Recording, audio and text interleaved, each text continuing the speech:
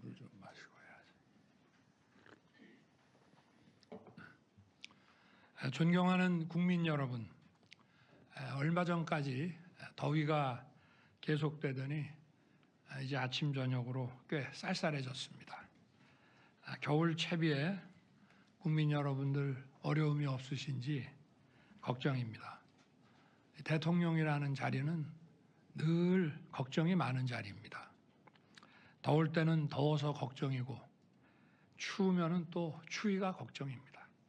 경기가 나쁘면은 장사하시는 분들 또 장사가 안 될까 걱정이고, 또 경기가 조금 나아진다 싶으면은 이 물가가 또 올라서 많은 분들 지갑이 상대적으로 더 가벼워질까, 그게 또 걱정입니다. 365일 24시간 노심초사하시면서 참 국민들도 열심히 일하고 힘드시지만 저 역시도 365일 24시간 정말 국민의 그 삶을 챙기는 것이 대통령의 어깨에 놓인 그런 책무라는 생각이 듭니다. 그렇지만 몸이 부서져라 일을 해도 어쨌든 국가와 국민의 민생을 위해서 일을 한다는 그 보람에 힘든지 모르고 늘 행복한 마음으로 지금까지 임기 반환점까지 이렇게 왔습니다. 돌이켜보면은 지난 2년 반 동안 국민에게 맡기신 일을 어떻게든 좀 잘해내기 위해서 쉬지 않고 달려왔습니다. 국민들 보시기에는 부족함이 많았을 것입니다. 그렇지만 제 진심은 늘 국민 옆에 있었습니다. 또 저의 노력과는 별개로 국민들께 걱정을 끼쳐드린 일도 많았다고 생각합니다. 민생을 위해, 대한민국의 미래를 위해 시작한 일들이 국민 여러분께 불편을 드리기도 했고, 또 제 주변의 일로 국민들께 걱정과 염려를 드리기도 했습니다. 대통령이라는 것은 변명하는 자리가 아닙니다. 모든 것이 제 불찰이고 제 부덕의 소치입니다. 국민 여러분께 먼저 죄송하다는 말씀, 진심 어린 사과의 말씀부터 드리고, 그리고 이 국정브리핑을 진행하겠습니다.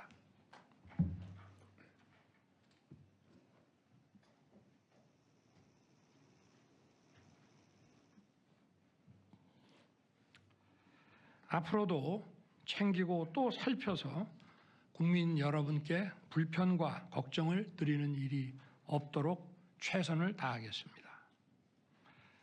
국민 여러분, 오늘 이 자리에 오니 대통령에 취임했을 때가 떠오릅니다. 나라 상황이 매우 힘든 것은 알고 있었습니다마는 막상 취임하고 보니 모든 여건이 생각했던 것보다 훨씬 더 어려웠습니다. 팬데믹의 여파는 아직 끝나지 않고 지속되고 있었고, 이러한 가운데 러시아가 우크라이나를 침공했습니다.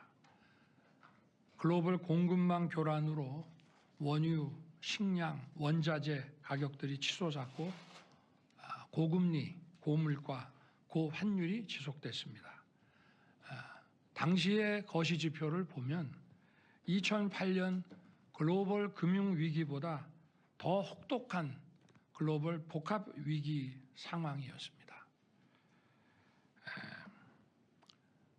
다른 거시지표도 훨씬 어려웠지만 그래도 2008년에는 중국의 경제 성장률이 9.7%, 10% 가까이 됐기 때문에 대중 수출이라든가 이런 측면에서는 어려움이 없었습니다. 그러나 저희가 정부를 인수했을 때에는 중국의 경제 성장률도 많이 하락해서 바로 이러한 데도 문제가 있었기 때문에 2008년보다 상황이 훨씬 심각했었습니다.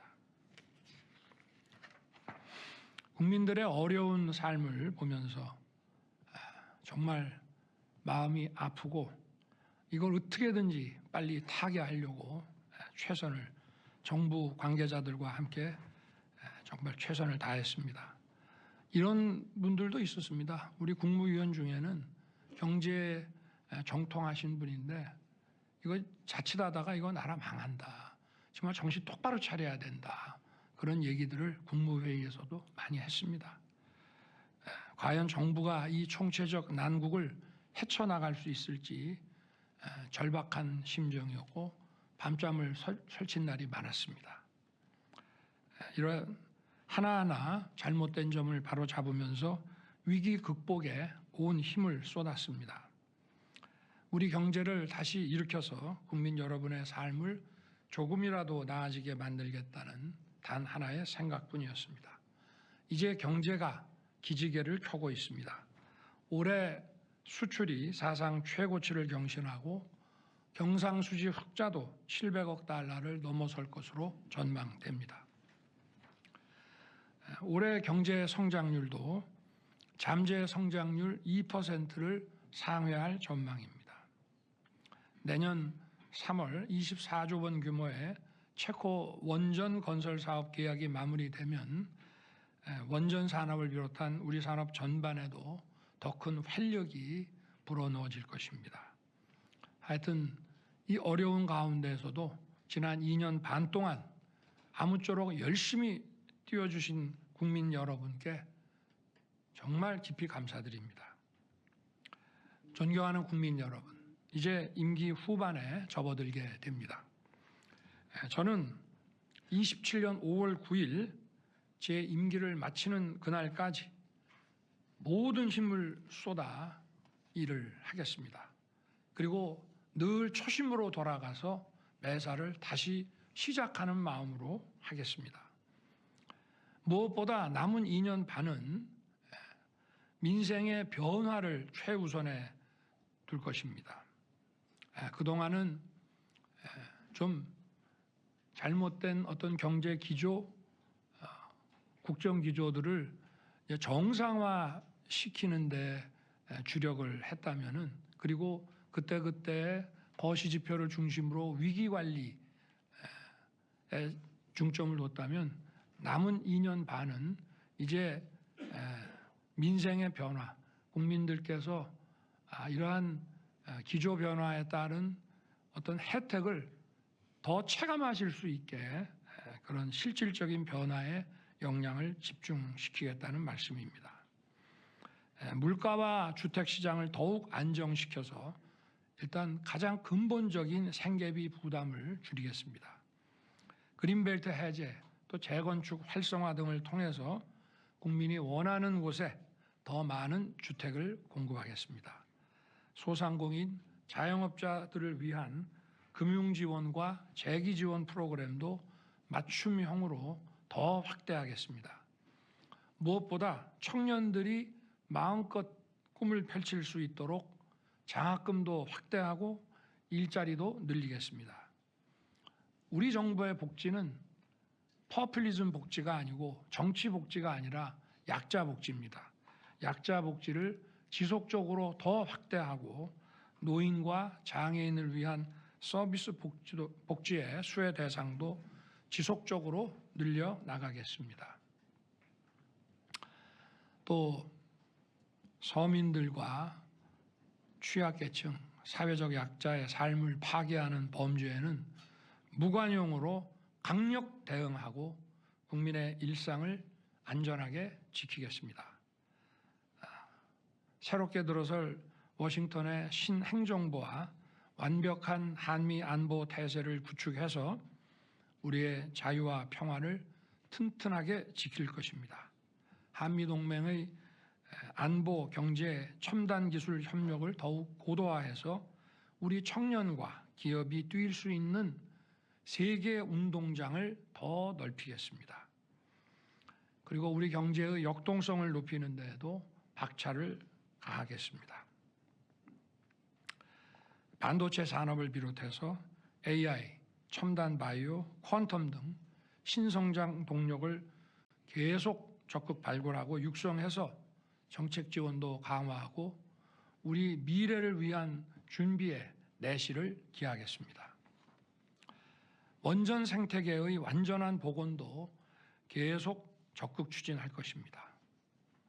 국민 여러분, 연금, 의료, 노동, 교육개혁과 인구 위기를 극복하는 저출생을 위한 개혁, 즉 4+1 개혁은 민생과 직결된 겁니다. 또 우리의 미래를 지키는 것입니다. 과잉 경쟁이 해소돼야 됩니다. 불필요한 경쟁이라고 하는 것은 우리의 어떤 총 그 후생을 증가시키기 위해서 필요하고 유효한 범위 내에서 이루어져야 하는 것인데, 불필요한 과잉 경쟁은 우리 경제 사회에 독이 됩니다. 그리고 이러한 과잉 경쟁은 또 수도권 집중화를 초래합니다. 과잉 경쟁을 해소하고 살기 좋은 지방 시대를 열어서 인구 위기의 근본적인 해결책을 찾아 나가겠습니다. 의료 개혁은 국민들께서 걱정하지 않으시도록 차분하고 꼼꼼하게 추진해 나가겠습니다. 연금 개혁은 단일 개혁안을 정말 오랜만에 우리 정부 들어서 국회에 제출을 했습니다. 작년에는 무려 약 5,600조 규모의 가장 방대한 여론조사 FGI 수리 분석을 통해서 국회가 결정할 수 있는 단계로 만들어서 보냈고, 이번 22대에 들어와서는 우리가 아예 국회 논의 시간 더 단축시키기 위해서 정부 단일 개혁안을 보내드렸기 때문에 조속한 논의가 이루어져서 이것이 개혁안이 정말 사회적 대합의를 거쳐서 조속히 마무리되기를 기대합니다. 노동개혁은 법치 확립의 토대 위에서 유연하고 활력 있는 노동시장을 만들겠습니다. 교육개혁은 이제 본 궤도에 올랐습니다. 늘봄 학교를 계획대로 확대하고 융합형 미래 인재 양성을 위한 새로운 교육의 틀을 세우겠습니다. 이건 모두 우리의 경제 성장을 위한 구조적인 개혁입니다. 여론과 민심에 귀를 기울여 국민의 불편을 최소화하고 차질 없이 개혁을 완수할 수 있도록 개혁 정책을 더 세심하게 챙기겠습니다. 존경하는 국민 여러분, 저와 정부의 부족했던 부분을 잘 알고 있습니다. 고칠 부분은 고치겠습니다. 국민 여러분의 뜻은 겸허히 받들어서 국민을 섬기는 마음으로 쇄신에 쇄신을 기해 나갈 것입니다. 당정 소통도 강화하고 국민을 위해 일하는 유능한 정부, 유능한 정당이 되도록 하겠습니다. 지금 우리는 대내외의 거센 도전 앞에 서 있습니다. 잘 해나가면 이 위기가 얼마든지 우리 발전의 기회로 바뀔 수 있습니다. 소모적 갈등으로 시간 낭비할 수가 없습니다. 민생과 미래를 위해서 하는 것보다 더 중요한 일은 없다고 생각합니다. 지적할 부분은 지적하더라도 민생과 미래를 위한 일만큼은 모두 힘을 모아주시기를 부탁드립니다. 우리가 서로 진영이 다르고 생각이 다를 수 있지만 우리의 자녀들에게 좋은 미래를 선사해야 되는 것은 우리 모두의 공통의 과제 아니겠습니까? 저도 국민 모두의 마음을 모으기 위해 제 마음가짐부터 다시 돌아보면서 더 소통하고 더 노력하겠습니다. 국민 여러분께서 민생의 변화를 체감하고 더 나은 미래를 꿈꿀 수 있도록 저와 우리 정부는 최선을 다하겠습니다. 감사합니다.